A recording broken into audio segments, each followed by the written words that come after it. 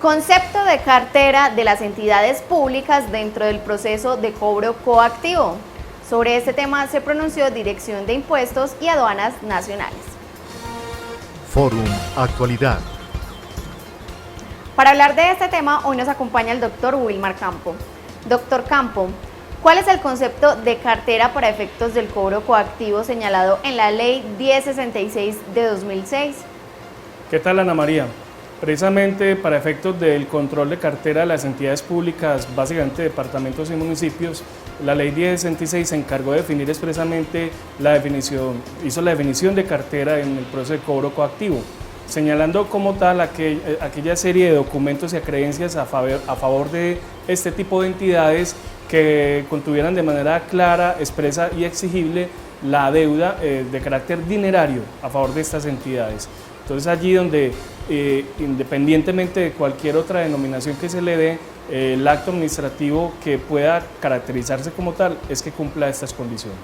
Doctor Campo, entonces, ¿cuáles son los títulos que prestan mérito ejecutivo de acuerdo con el artículo 828 del Estatuto Tributario? Y es muy importante esa pregunta, Ana María, porque precisamente se trata de títulos ejecutivos como aquellos que se hacen exigibles de manera clara, expresa y exigible. Pero es el Estatuto Tributario el que define, digamos, cuáles son esos títulos ejecutivos. Veamos, en ese artículo 828 se mencionan cuáles son. Por ejemplo, en primer lugar habla de las liquidaciones privadas y de sus correcciones, ¿sí? Desde el vencimiento de la fecha para su cancelación. Habla en segundo término de las liquidaciones oficiales debidamente ejecutoriadas. En tercer lugar habla de los demás actos de la Administración de Impuestos debidamente ejecutoriados en los cuales se fijen sumas líquidas de dinero a favor del Fisco Nacional.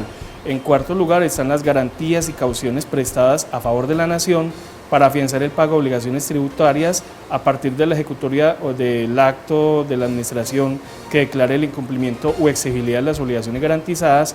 Y en quinto lugar se habla de las sentencias y demás decisiones jurisdiccionales debidamente ejecutoriadas que decidan sobre las demandas presentadas en relación con los impuestos, anticipos, retenciones, sanciones e intereses que administra la DIAN. Doctor, entonces, ¿cuándo se entienden ejecutoriados los actos administrativos en el proceso de cobro coactivo según el artículo 829 del Estatuto Tributario? Sí, Ana María, también entonces señala el artículo 829 cuatro situaciones a saber. ¿Cuáles serían? En primer término, nos hablan cuando contra ellos no proceda recurso alguno, es decir, un acto administrativo sobre el cual no podemos ejercer ningún recurso, pues se entiende efectivamente ejecutoriado.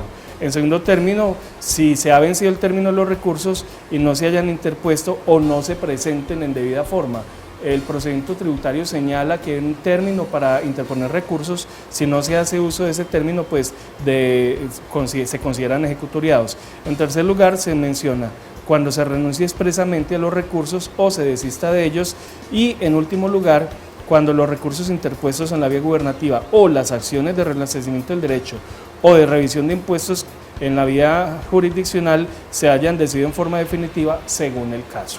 En esos términos nos enseñan que se da entonces la ejecutoria de los actos administrativos. Ok, doctor, de acuerdo con la Ley 1437 de 2011, ¿qué documentos prestan mérito ejecutivo a favor del Estado? Bien, Ana María, entonces existen 5 situaciones en las que de acuerdo con esta ley se entienden que prestan mérito ejecutivo a favor de la nación y son los siguientes. En primer lugar, tenemos todo acto administrativo ejecutoriado que imponga a favor de las entidades públicas a las que leo el parágrafo del artículo 104 de esta obligación, la obligación de pagar una suma líquida de dinero. En segundo lugar están las sentencias y demás decisiones jurisdiccionales ejecutoriadas que se impongan a favor del Tesoro Nacional. En tercer lugar están los contratos o los documentos en que constan sus garantías junto con el acto administrativo que declara el incumplimiento o la caducidad. En cuarto lugar se menciona las demás garantías que a favor de las entidades públicas antes indicadas se presten por cualquier concepto, las cuales se integrarán con el acto administrativo ejecutoriado que declare la obligación. Y en quinto lugar, las demás que consten en documentos que provengan del deudor. Doctor, ¿el concepto de cartera en el proceso de cobro coactivo se puede extender a los campos contables y presupuestal? Ana María, no, es muy importante señalar que el concepto de cartera al que hemos venido aludiendo en este análisis es exclusivamente en materia de procedimiento tributario para efectos del cobro coactivo.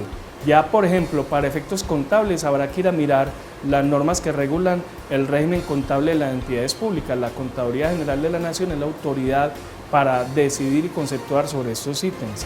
En materia presupuestal, igualmente, a través de la ley del Estatuto Orgánico del Presupuesto Nacional, se definirán las partidas que integran el concepto de cartera. Básicamente, y a ello alude el concepto que venimos analizando, es de resorte exclusivo el proceso coactivo de las obligaciones tributarias. Doctor, muchísimas gracias por el análisis. Para estar informado y actualizado, visítenos siempre en www.forum.com.co. Hasta pronto.